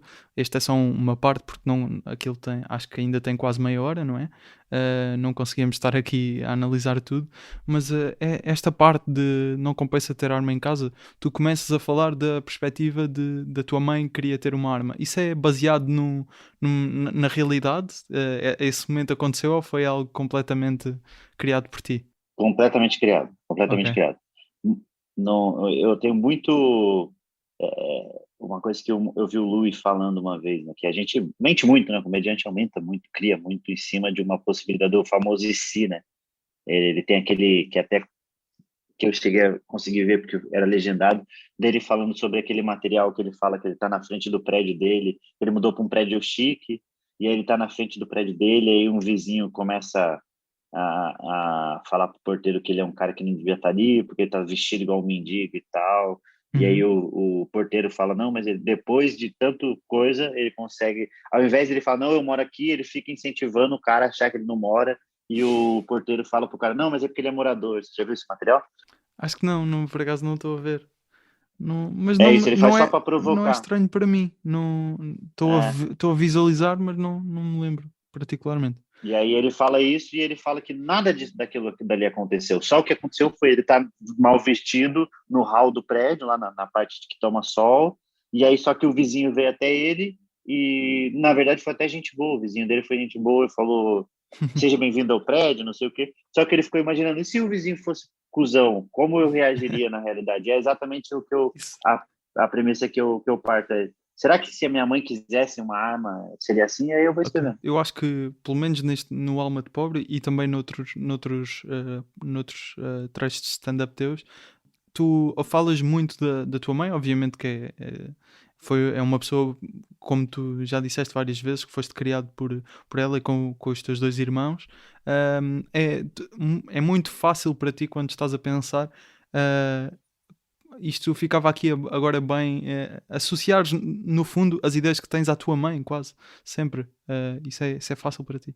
Isso é, ele é um pouquinho da coisa do roteiro, ele tem quanto mais você conhece o personagem, mais fácil você consegue criar, imaginar como ele reagiria a algumas situações, sabe? Quando você vai criar um roteiro, você tem isso conhece bem seu personagem e você sabe como que ele vai reagir. Se caiu uma bomba, como que minha mãe reagiria, como que o meu irmão mais velho, como o meu irmão mais novo, como eu. Então, são personas diferentes que eu consegui criar durante esse tanto tempo que eu estou falando dela, e não necessariamente quer dizer que ela seja desse jeito, mas é como eu vi ela durante Claro. muito tempo e eu criei essa imagem. Achas que isso depois, a longo prazo, ou seja, tu tendo 5 solos, ou se calhar se abordares muitas vezes esse assunto de puxares muitas vezes o exemplo da tua mãe, o público pode fartar-se eventualmente disso, ou achas que é algo que não vai acontecer? Eu acho que tem a coisa de, caralho, tá ficando chato, né? Sempre fala da mãe. Eu tenho essa preocupação também, mas eu acho que eu consigo ainda entregar de uma maneira que as pessoas não chegaram a ter esse sentimento, entendeu? Uhum. Eu acho que ainda tá no nível de que as pessoas querem, tá, mas e aí? Você não vai falar qual que é o ponto de vista dela? Ainda fica esse sentimento de eu quero saber o que sua mãe falaria caso isso acontecesse. Isso é Mas muito eu tenho essa interessante. preocupação sim, com toda certeza. Claro. Isto não é desconfortável para ti? Estamos a ver só este momento? De certeza? É Posso? desconfortável, mas vamos. Não, minha mãe é engraçada. Minha mãe é a parcela da sociedade que acha que todo mundo vai ter que ter uma arma. Mas não, está sendo discutido posse e porte de arma. Quem é a favor do posse e porte de arma, bate palma. Quem é a favor? Bate palma. Tá. Quem é contra, bate palma. Quem é contra? Bateu nenhuma das vezes, amor? Tá? Teve gente que não bateu nenhuma das vezes, tá esperando o resultado. Vamos esperar o resultado primeiro? Não quero me comprometer não, tão cedo. Fui fazer show esse dia num lugar tão perigoso que eu falei, quem é a favor do posse de arma? Falou, como assim, não é? Ainda já não pode? Esta parte é baseada numa reação do público. Isto foi algo que tu, à partida da primeira vez que estás a pensar nesta parte do teu stand-up, já incluíste, ou foi algo que depois de testares percebeste isto era interessante incluir? Não, isso daí eu sempre faço, quando a gente vai falar de assuntos que divide a opinião, tipo da vacina ou desse, eu tento ver com quem que é a audiência que está assistindo, entendeu? E aí, só que como comediante que quer piada toda hora, eu não quero só trazer quem que é a favor, quem é contra. Aí aplaudiu, e aí eu vou para minha piada. Não, eu quero tirar uma piada daquela pergunta que eu fiz. Entende? Para também acabar com o desconforto de quem é a favor e quem é contra. Eu já dar uma piadinha logo. E, ó, fazendo isso daí, ó, só fazia muito tempo que eu não ouvia esse material, porque tem um comediante daqui que está cuidando do meu canal, que é um comediante que está começando e tal, ele está cuidando do meu canal e está fazendo, ele que faz as capas, ele que cuida de todo o Como é que canal. se chama Tá? já agora? Então, Para também chama Johnny Trombini. Johnny E Trombini. aí, Johnny Trombini. Ele cortou. Agora, ouvindo essa mesma pergunta, eu já pensei numa piada que provavelmente eu faria se eu tivesse fazendo esse material. Qual é que era, se pudermos saber? Seria porque quando eu pedi quem é a favor, aí bateu palma. Quem é contra, bateu palma. Então foi 50-50. Aí eu pensei que uma saída que eu poderia dar é 50% é a favor, 50% é contra. Se o 50% que é a favor ganhar e liberar a posse de arma, ele pode matar os 50% que são contra e a partir desse momento 100% vai ser a favor. Isso é engraçado ali jogar com. Ou seja, o Brasil todo é a favor da arma. Isso é giro, isso é giro. Tem uma coisa que é assim, que quando eu estava testando esse material, e aí eu cheguei ao ponto de perguntar para a plateia quem é a favor e quem é contra, então aí naquilo eu tirei uma piada. Então da próxima vez que eu perguntar, eu já vou ter essa piada garantida. Então daí pode ser que venha essa segunda, aí vem essa segunda, aí vem a terceira. Por exemplo, se eu estivesse fazendo ainda, eu ia ter essa piada. Quando eu fosse fazer um outro material, eu ia fazer essas. Então, ao invés de ter 2 piadas para essa pergunta que eu levantei, eu teria 3, entendeu? Então, teria. Claro. Você está na favor nem contra, esperando para ver qual que vai ser o resultado. A segunda piada foi num lugar tão perigoso que a pessoa falou: caralho, ainda não é? Para mim já era, porque já tinha. E aí eu ia, talvez, arrematar com essa do 50% a favor, 50% é contra. Então, sim. E de uma. No fundo, tentar de uma perceber interação. o teu. Exato. Fazes 3. Assim. Exato, isso é muito fixe. A verdade é que tem muita gente que nem sabe a diferença de posse e porte de arma. Posse de arma, para quem não sabe, você pode ter uma arma, mas na tua casa, só. Você só pode ter na tua casa, que eu acho um pouco de desvantagem. Porque se o ladrão vem te assaltar, você tem que convencer ele até a sua casa para conseguir reagir. Aí não, que vantagem Maria leva, que o ladrão vem te assaltar e fala, passa o celular. Você fala, ok, vou te dar o celular, mas se você quiser 1000 contos, você vem comigo até...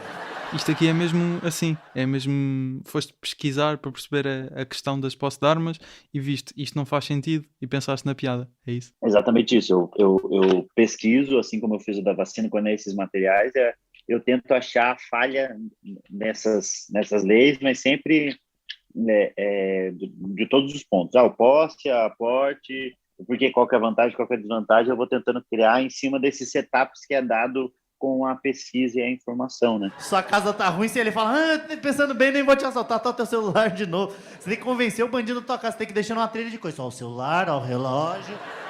Isto é muito bom, esta imagem do trilho de fazer a trilha de coisas, né? Exato, é muito referência de desenho animado. Pois é. Tens que convencer o ladrão a vir até a tua casa a assaltar-te. Você vai deixando roda o jogo, não é? Esse negócio de posse de arma, ele é meio subjetivo, se for parar pra pensar. Por quê? Vamos parar pra pensar o seguinte, mendigo. Ele tem posse de arma, automaticamente ele tem porte. Por quê? Porque ele tá na rua sempre, meu escritório é na praia, eu tô sempre na área. Você vai falar pra ele, você não pode estar com essa arma na rua. Fala, não é minha rua, na rua é minha casa. Aliás, você tá invadindo a minha casa, se eu quiser eu posso te dar um tiro. Sabe quem mais vai sofrer com posse de arma? Se todo mundo puder ter a posse de arma, sabe quem mais vai sofrer? Testemunho de Jeová. Nossa! Esse vai sofrer que só... Terceiro testemunho de Jeová que aparecer 9 da manhã, domingo na sua casa. Tem um minutinho pra ouvir a palavra de pá! Vai falar com Jeová ao vivo agora, meu irmão. Você precisa de um testemunho pra testemunhar agora a sua morte. Polícia pegando depoimento. Não, eu sou testemunho do testemunha. Fala, o quê? Isso é pirâmide. Não. Aí você tem o porte de arma. Pra quem não sabe porte de arma, você pode levar arma pra tudo quanto é lugar, mostrar pros outros. Basicamente o posse... Você muito bem. Este já é de 2000... aliás, foi publicado em 2021, mas agora, o solo já é de alguns anos. 2019, eu acho que é 2018. 2018, porque okay. Era quando eu estava esperando a palavra. Aqui, o que me dá a entender, porque tu deste 2 exemplos, os mendigos, não é? Que vivem na rua e, portanto, posse e porte de arma acaba por ser a mesma coisa. Para ele é a mesma depois coisa. Nos Jeovás. Isto foi pensar, ok, quem é que são, no fundo, as exceções aqui dentro desta lei que vai-me permitir brincar com esta ideia do posse e porte de arma e chegaste lá e depois criaste cenários à volta tanto do mendigo como do testemunha de Jeová, é isso? O do mendigo foi exatamente essa falha de, então se posse é o ter em casa, o porte é o poder ter na rua, pro mendigo automaticamente é isso. Então a gente consegue juntar as duas coisas numa só. E o testemunho de Jeová, aqui no Brasil, ele ficou estigmatizado como chato. Como domingo, 8 da manhã. Aí também? Então quer dizer, há a noção desse estigma, talvez há a noção disso, exato. Não é que aconteça muito cá. Não. É isso, é igual a gente. Eu não sei como isso popularizou-se como o testemunho de Jeová é alguém chato que domingo, 8 da manhã, está na sua casa batendo palma e pedindo para saber se você quer ouvir a palavra de Jeová. Só que eu realmente nunca tive muito contato com essa realidade. Só que é uma referência, quando falada, todo mundo pega, mesmo quem não viveu consegue Claro. pegar, tanto que a piada é exatamente isso, né? E uma questão, eu acho que tu já falaste disto algumas vezes, mas aqui estavas a usar o fato, o terno, não é? É como vocês dizem aí. Ahm, Depois nos espetáculos normais, isto era mesmo feito para ser gravado, né? Neste caso é o solo, é a gravação deste coisa sobre armas, então foste assim. Mas normalmente não atuas assim, e porque é que decides nestes momentos? É para mais aspecto visual. Por exemplo, o Ricardo Aruz Pereira usa sempre fato, o terno, não é? Que já é meio já é ele, não é? Usar fato. Mas depois também vemos num solo, por exemplo, comediantes lá fora que obviamente têm um cuidado extra quando estão a gravar, mas não usam o terno. Porquê o terno aqui? Porque se der o show era espalhando a palavra, que eu falava sobre aparência, né? Sobre as pessoas julgarem muito. Então, uma pessoa de terno, ela passa muito mais credibilidade perante a sociedade do que uma pessoa que se veste igual eu me visto atualmente, que é calça jeans ou uma calça mais solta, uma camiseta e um Vans, um All-Star. Então, eu de terno e eu vestido de outro jeito vou ser visto de outra maneira pelas pessoas, tanto pelas mulheres, tem até pesquisas que mostram que uma mulher automaticamente se sente mais atraída por um cara de terno e depois vai conhecer e vai se aprofundar, mas à primeira vista a pessoa de terno ela passa mais seriedade e mais credibilidade, sendo que uma coisa não está ligada a outra, nem fudendo.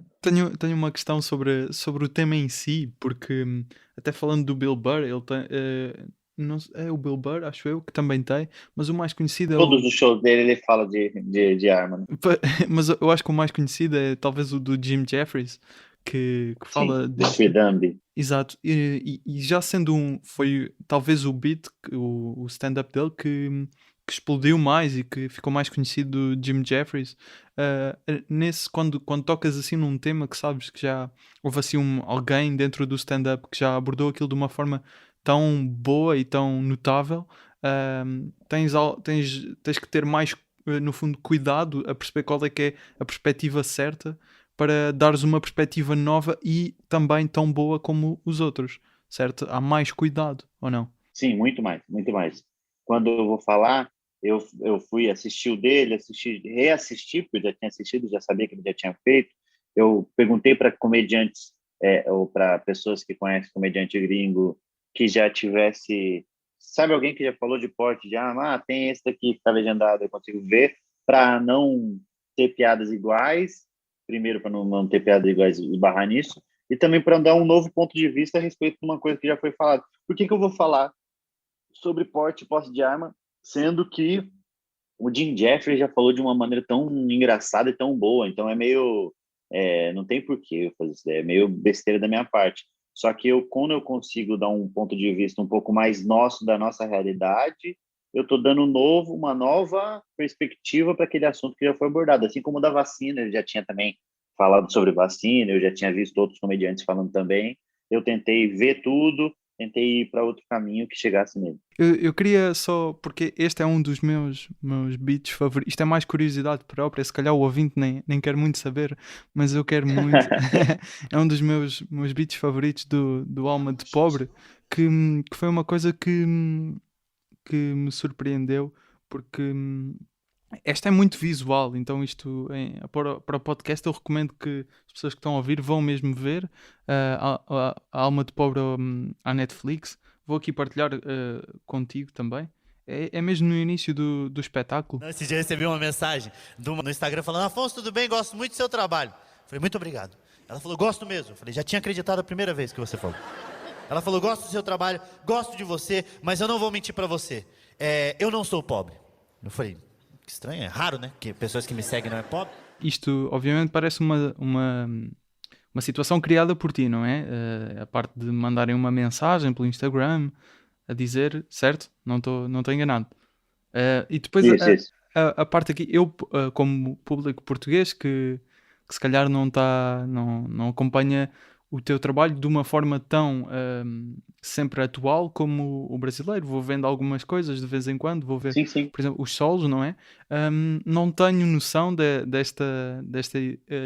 próprio estigma que tu dizes que existe. Estigma não, que o teu público é mais pobre. Isso é uma realidade que tu sentiste mesmo? Sim, é uma realidade, essa é uma realidade muito que eu consigo ver tanto nos shows quanto as pessoas que acompanham o trabalho. Então, 70% das pessoas que acompanham é a chamada aqui no Brasil classe C, D, entendeu? Que é a galera Ok. que trabalha o mês todo para ganhar 1.500 conto, 1.000 conto, e aí vão se divertir, vão no teatro, é um evento ir no teatro, é a diversão dessas pessoas, é ir lá assistir um stand-up, sair tomar uma cerveja. Então, por isso que existe essa porcentagem das pessoas, é muito maior a porcentagem das pessoas mais pobres mesmo que vai assistir. Ela falou, não sou pobre, mas gostaria muito de ir no show Alma de Pobre. Eu falei, pô, vai. Ela falou, eu tenho uma dúvida, se eu for eu vou me divertir. Eu falei, lógico que vai se divertir. Ela falou, eu vou me divertir mesmo não sendo pobre? Eu falei, claro que vai, eu queria o dinheiro dela. Eu falei, claro que vai. Ela falou, eu vou me divertir tanto quanto os pobres? Eu falei, não. Igual os pobres ninguém se diverte. Igual, não, vocês sabem o que eu tô falando. Vocês estão aplaudindo sem ter necessidade. Porque é verdade que o pobre pagou R$80 e ele vai rir os R$80. Cada centavo como se fosse o último dinheiro que ele tirou da vida dele. E se ele não rir os R$80, vai embora bravo. Caralho, cuzão, só ri 53, viado. Isto aqui, esta ideia, eu não posso dizer que seja pobre, mas vejo isto um bocado como por exemplo, a minha mãe e a minha avó. A minha avó ainda vive no norte de Portugal, numa aldeia muito rural, e obviamente quando já era criança, começou logo a trabalhar, logo a tentar ganhar a vida nos terrenos, e dá para perceber o valor que ela, obviamente que hoje já está melhor na vida, obviamente, mas dá para perceber o valor que ela ainda dá àquilo que é dela. E este momento retratou muito bem isso de se eu vou ter um espetáculo e se vou pagar o bilhete, eu vou ter que usufruir aquilo até ao máximo, não é? Exatamente. Isso foi, É muito, é muito. obviamente a tua experiência, como já disse, tu cresceste, tu dizes que cresceste muito pobre, e obviamente a tua mãe era a dona da casa para 3 filhos. Esta ideia e um bocado este espetáculo todo, pegando aqui neste exemplo, foram coisas que tu foste buscar à tua memória, de te lembrares de.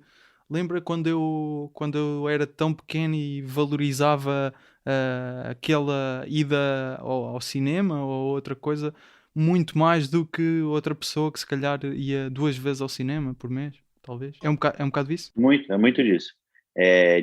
Na verdade, essa coisa ainda está na gente. Por exemplo, aqui tem muito rodízio, comida, né? Rodízio de Uhum. comida, rodízio de carne, rodízio de comida japonesa, que está muito famosa também.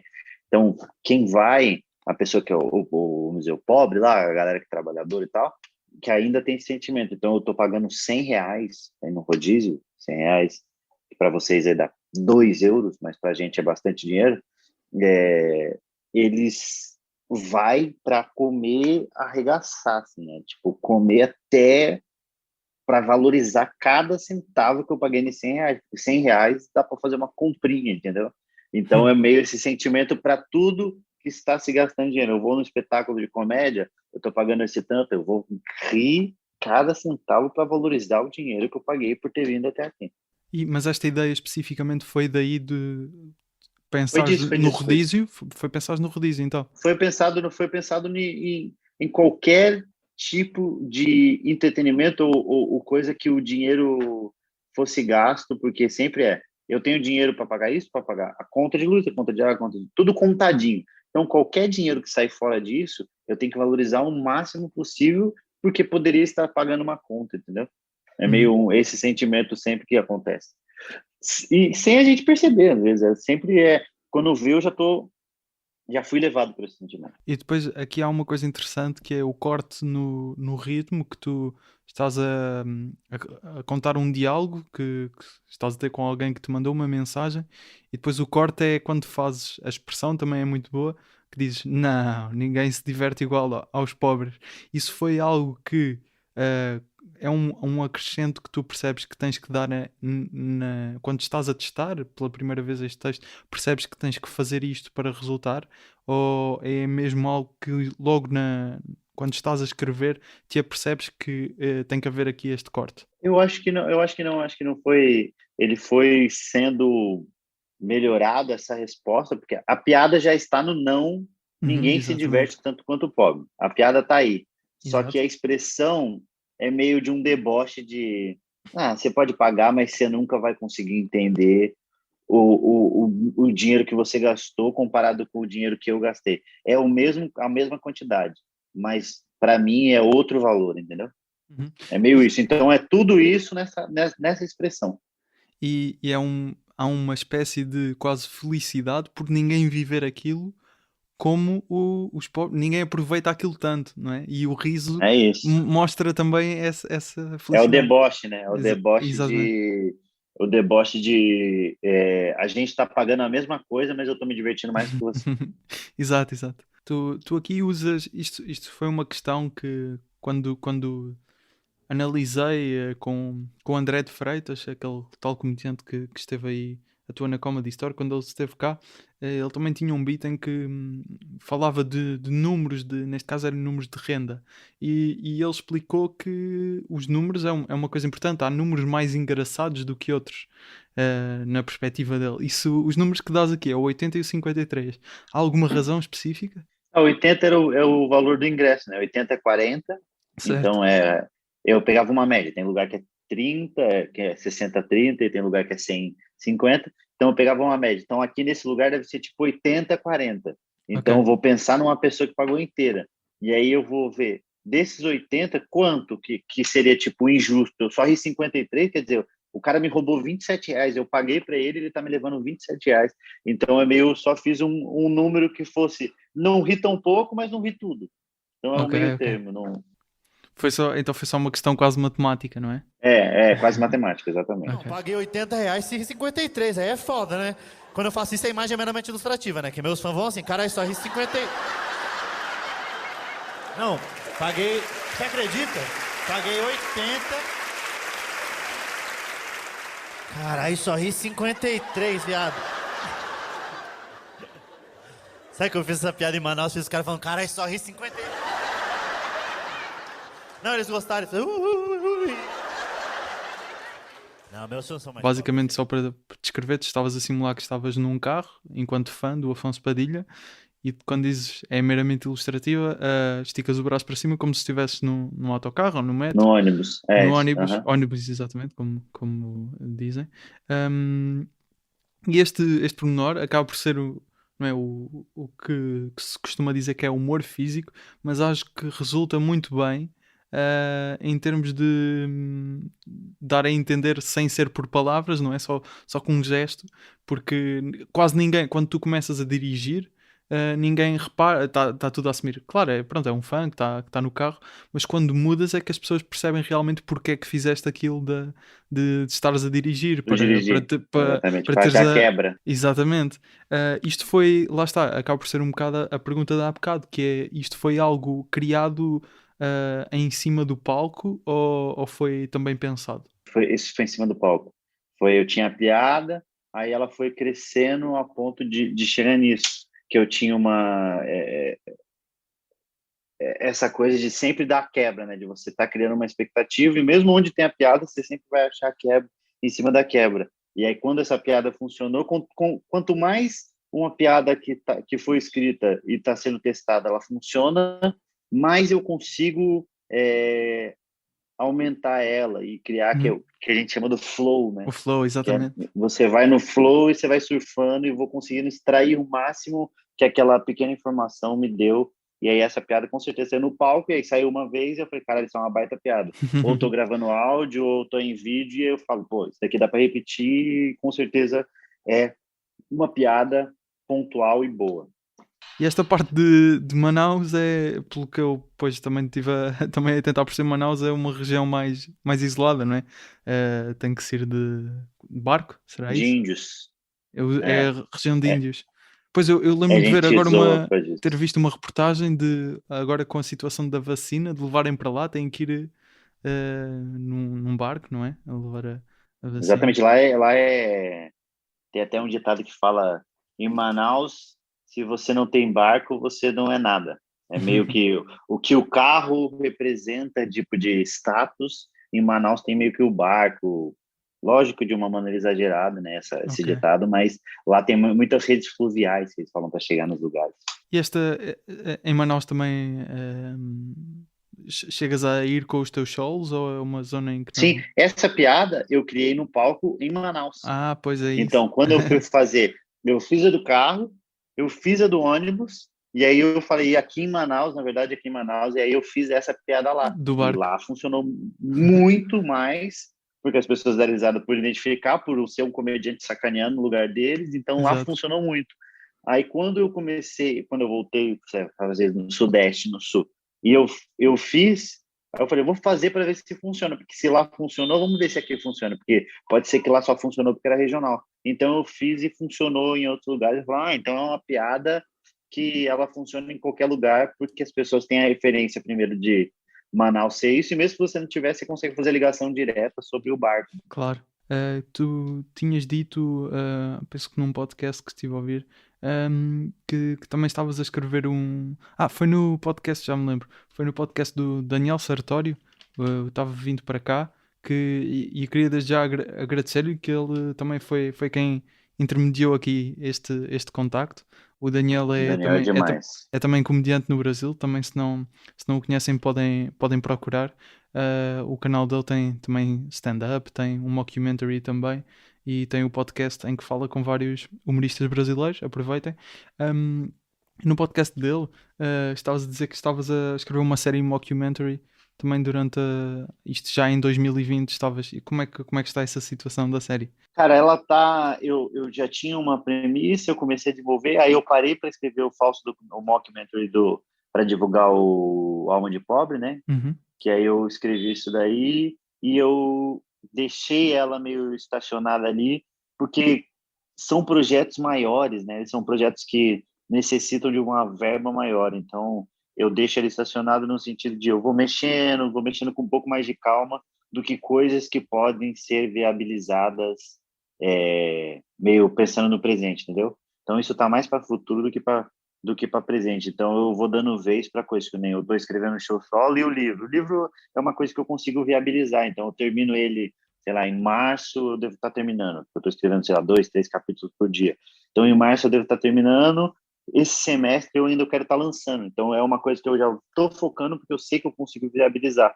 O mockumentary, a série, são 10 episódios, é uma Pois. locação muito maior. Então são coisas que eu estou fazendo com calma, que eu sei que vai chegar um momento que eu vou conseguir botar em prática, que eu vou conseguir levar para frente e produzir, mas ainda não é um momento que eu consiga, primeiro por causa da pandemia, dinheiro e etc. E exposição também, né? Claro. Falaste agora na exposição, estava-me a lembrar que falaste também acerca da Netflix, porque tens lá o Alma de Pobre, que tu antes ainda, quando eu penso que estavas na altura com o Não Está Compensando Ser Adulto, que é um solo anterior teu, que falavas que não, no fundo não compensava ir para a Netflix, porque acabavas por no YouTube chegar à gente que tanto está, se calhar quem tem Netflix também tem YouTube, não é? E depois Uhum. acabas por conseguir chegar a mais gente. E nós vemos isso pelos números do teu canal do YouTube, que muitos vídeos assim de stand-up, se calhar 15 minutos, têm milhões de visualizações, e os solos normalmente têm muitos. Portanto, é uma realidade completamente diferente, que se calhar cá em Portugal o Salvador chegou à Netflix, como até falámos há bocado, e foi assim um feito de conseguimos ter um solo português na Netflix que nunca mais, entretanto, voltou a acontecer.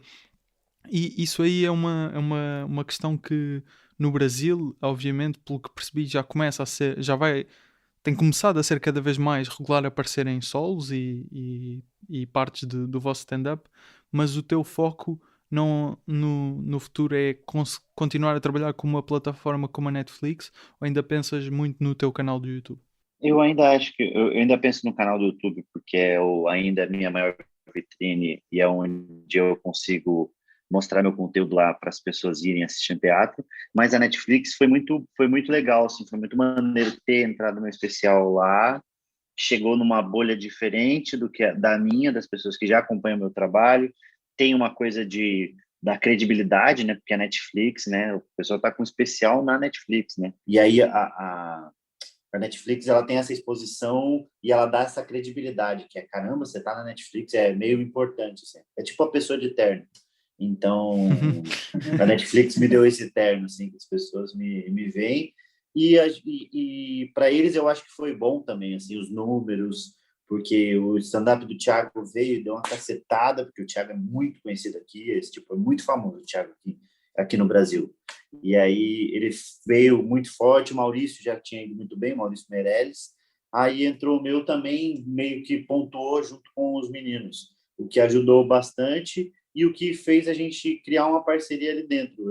Acredito que esse especial de 2021, que eu ainda estou criando, ele não tem nome, mas eu acredito que vai ser um bom conteúdo, que eu vou me esforçar para fazer tão bom quanto que já foi visto, que ele vá para a Netflix, porque a gente tem essa porta aberta boa, só que eu queria colocar mais coisas, eu quero que entre mais coisas, assim, eu quero, sei lá, colocar uma série, eu quero tentar emplacar algumas outras coisas, já que a gente tem essa porta aberta, para começar a mostrar que comediantes de stand-up também podem, aqui no Brasil, podem fazer outras coisas e que a gente merece esse espaço, essa credibilidade deles. Então, foi importante. E o canal do YouTube sempre tem que continuar colocando conteúdo, que aqui, como tem muita gente produzindo conteúdo, eu não digo nem de stand-up, digo de tudo, é meio... Meu amigo, se você ficar 6 meses sem fazer conteúdo para o seu canal do YouTube, já era, acabou, as pessoas não vão... Baixa o engajamento, vai começar a cair o público, vai não sei o quê. Então, a gente meio que não chega a ser um escravo, mas a gente tem muito uma necessidade de sempre estar alimentando lá. E eu acho que aqui em Portugal o que acontece é que nós não temos muito conteúdos porque nós vamos ter uma série produzida cá em Portugal, a primeira para a Netflix, que acho que está em produção, mas se não estou em erro, quem é responsável, no fundo, pelos conteúdos portugueses que podem ir para a Netflix, penso que é aqui na Península Ibérica, portanto em Espanha.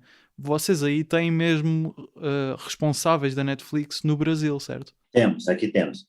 Na verdade, a pessoa que cuida do conteúdo de stand-up é um cara, ele é um mundial, assim, ele cuida de todos. Então, mesmo o cara que cuida daí do Portugal, daqui, que faz a curadoria quase. Mas aí ele vem, conversa com o CEO daqui, que vem, fala com a gente. Então, a gente tem uma pessoa, tem uma base aqui também. Ok. Não, exato. Acaba por ser mais fácil, exato. Mas também vocês têm um público muito maior, claramente. E a gente só entra, assim como eu e o Thiago e o Maurício, a gente só entrou por conta dos números de redes sociais, Claro. etc. Eu tenho total ciência disso, eu não tenho a pretensão, nem acho que foi por conta de a gente é os melhores comediantes do Brasil, logo a Netflix veio atrás de nós. Não, é os números e número. A gente entrou e fez um bom trabalho, talvez isso ajudou a fortalecer a visão que eles tenham da gente, mas ainda assim é número. Se daqui para o final do ano cair meus números e etc., é muito menos provável de que eu grave do que os números que eu estou, entendeu? Ok. Afonso, muito obrigado pela esta oportunidade. Estou muito contente por termos conseguido gravar este episódio. E nós terminamos sempre com mais um beat, neste caso já ouvimos das armas, não é das armas, estava a confundir com o teu, da violência doméstica, com o que tu escolheste, e agora terminamos com um que neste caso eu escolhi. Afonso, muito obrigado. Eu que agradeço. Um abraço pessoal de Portugal aí, pra galera que escuta. Tem bastante comediante de stand-up que escuta, a galera que ouve. Sim, pelo feedback que tenho, sim. Eu espero que você que esteja ouvindo, escreve, vai nos bar, testa, começa a gravar o conteúdo, coloca no canal do YouTube. Mas eu só tenho um show por semana. Faz 12 minutos, faz 4 de stand-up para gravar com material do coisa e 6 testando para amadurecer esse material, mas começa a alimentar que uma hora vai chegar mais público, a galera vai começar a consumir, porque foi como o Thiago fez e como a gente seguiu meio que uma linha que ele criou aí, a gente veio fazendo também. É interessante para movimentar a cena e vamos ver se mais para frente aí a gente não abre um Comedy Club em Portugal, que seria do caralho. E cá te esperamos cá a tentares impor a tua carreira cá também em Portugal. Alright. This is how it works with guys. Anytime you do anything remotely sensitive, heartwarming, anything that's gonna make you more of a loving, caring individual, immediately all your guy friends suggest that maybe, just maybe, you wanna suck a dick. Oh, it's brutal. Even if you do something smart, right? Like it's raining out, he's got an umbrella! What a fag! Oh my God! What are you, afraid of the water? Put your shoulders up, you fucking homo!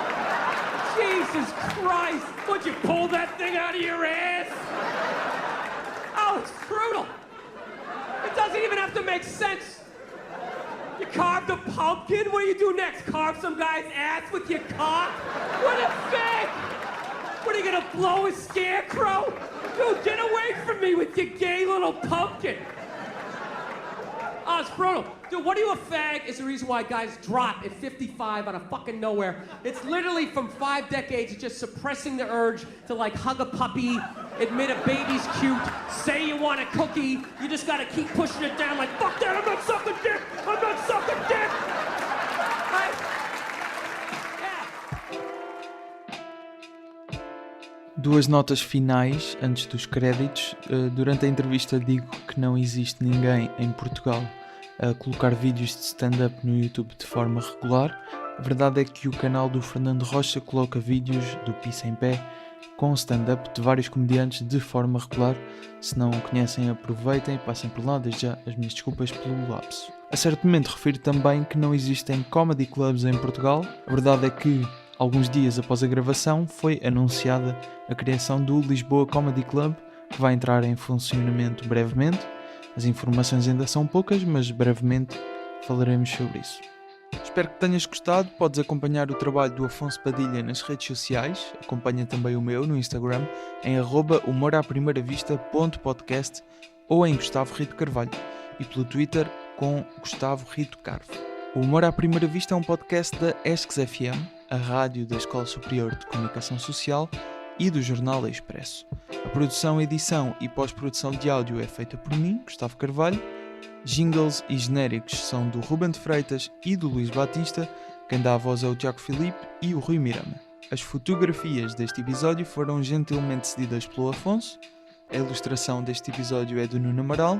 O logótipo foi também feito pelo Nuno Amaral e pela Vanessa Garcia. Mais uma vez, um agradecimento especial ao Daniel Sartório, comediante brasileiro e ouvinte do podcast, que ajudou a tornar este episódio possível.